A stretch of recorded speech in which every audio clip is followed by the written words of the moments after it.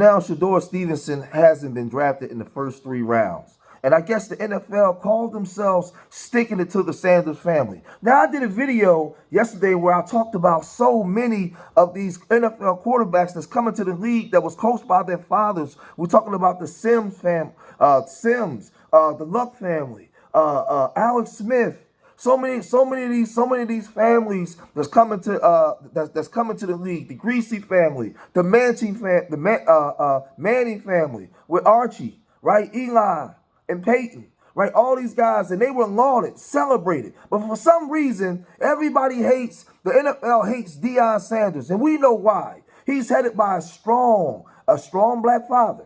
And a lot of now, first people didn't think that it had anything to do with race or anything to do with a black father, but now everybody's starting to see. Even Stephen A. Snitch, he took to his Twitter and he said this is a blank disgrace. How in the blank is Sheduer not off the board, not drafted yet? Y'all still think this doesn't have anything to do with teams hating on Deion Sanders?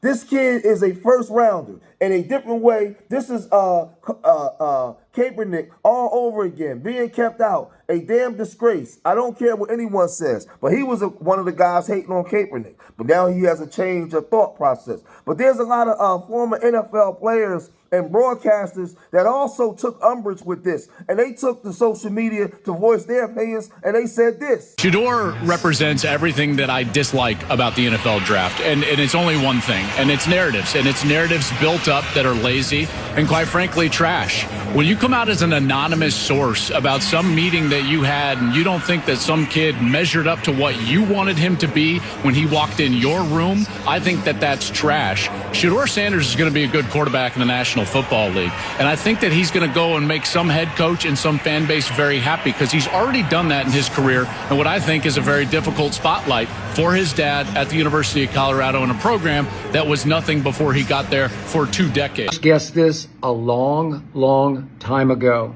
The Tennessee Titans tonight made a monumental mistake, a mistake they will forever regret, by taking Cam Ward over Shadeur Sanders with the first overall pick. Mistake by New Orleans at 9, not taking Shadeur Sanders. And by the way, biggest mistake of all, Giants not taking Sheduer and then not taking him again when they traded back into the draft, the bottom of the first round, and took Jackson Dart. That is inconceivably wrong, but typical of the New York football Giants, who put their foot in mouth. But now that we get to the second day, is it possible Sheduer falls to Dallas? That would be my dream scenario at 44th overall. I'm going to say it one last time. Shadeur Sanders is him. Maybe this is it. Maybe this is where, as Deion says, when it gets this ludicrous, when a player of Shedeur's caliber, a quarterback no less, the most valuable position in all of sports, when he falls this far all the way through a first round, it's a God thing. God has a plan. God is about to work in the most mysterious of ways, and maybe that means he'll last to 44. And Jerry will take him because he'll come home to Dallas, where he grew up, where Deion will be destined to be the next coach of the Cowboys. Maybe that's what God has in store for Sheduer, for Deion, and for me. Hill, I'm on my way home to go shoot an emergency podcast because Shadeur Sanders should not have fallen out of the first 3 rounds of the NFL draft. And there's a lot of people out there who are saying that, he needed to be humbled. Shadeur Sanders didn't need to be humbled. He's already humble. His confidence should not shake you or make you uncomfortable. It didn't make you uncomfortable when Joe Burrow was confident. It didn't make you uncomfortable when Baker Mayfield was confident. It doesn't make you uncomfortable when another quarterback, whose last name isn't Sanders, walks around and feels that they can be a franchise quarterback because their tape says they can. Shadeur Sanders' talent, his tape, and his pedigree is what gets some guys opportunities in the NFL that maybe they haven't earned. He earned this opportunity, and it's absolutely ridiculous that he's fallen out of the first. I do, Ocho. In all my years that I go back to really following the draft and understanding where players are getting drafted, back in '87, in almost 40 years, I've never seen anything like this. Yeah. I've never seen nothing like this myself. Obviously, I know I only played a short time, but I've been around long enough to know.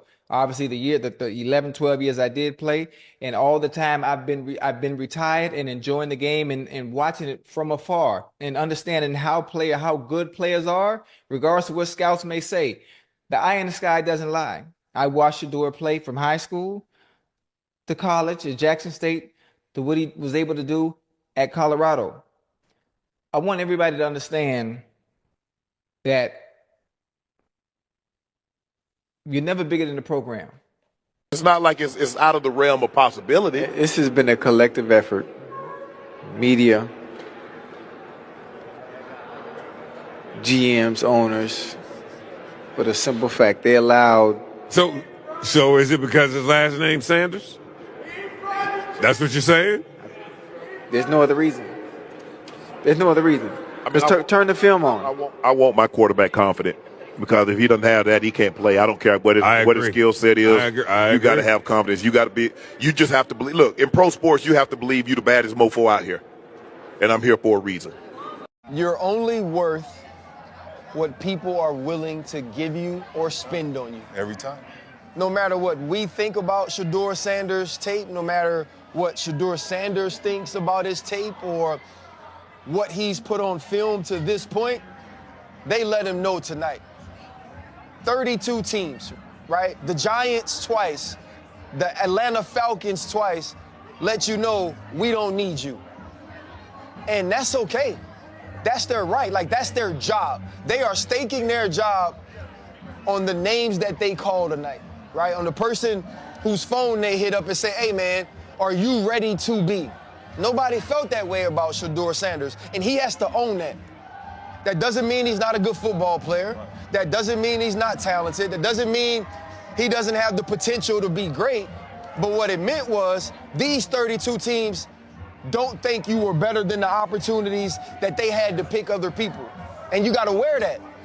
This is his first bit of public football adversity. And I'm not talking about going to Colorado and playing with a bad offensive line and being on a bad team.